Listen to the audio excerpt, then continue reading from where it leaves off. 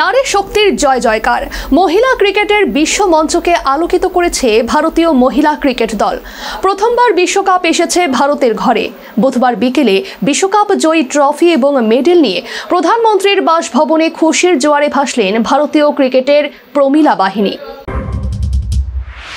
আসমুদ্র হিমাচল ভাসছে খুশির জোয়ারে।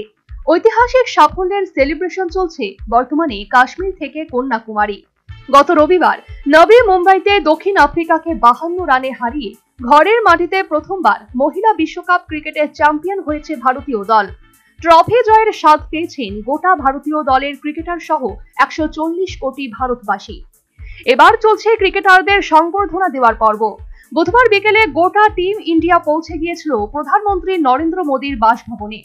চ্যাম্পিয়ন ট্রফি এবং মেডেল সহ বিশ্বকাপ জয়ী ক্রিকেটারদের পুষ্পবৃষ্টি এবং ঢোল বাজিয়ে স্বাগত জানানো হয় প্রধানমন্ত্রীর বাসভবনে। এরপর বিশ্বকাপ জয়ী ভারতীয় দলের ক্রিকেটাররা ট্রফি তুলে দেন প্রধানমন্ত্রী নরেন্দ্র মোদীর হাতে। প্রায় 2 ঘন্টার মত বিনিময় করেন ভারতীয় দলের প্রত্যেক ক্রিকেটারদের সাথে প্রধানমন্ত্রী। সংবর্ধনা অনুষ্ঠানের পর গোটা টিম ইন্ডিয়া চলে আসেন দিল্লির তাজ প্যালেস হোটেলে।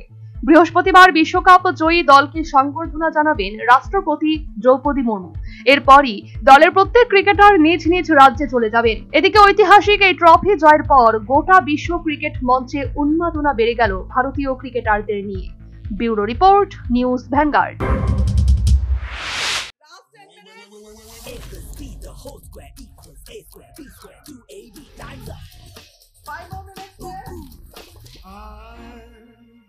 So much time and peace of mind.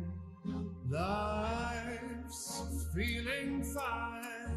My time to shine.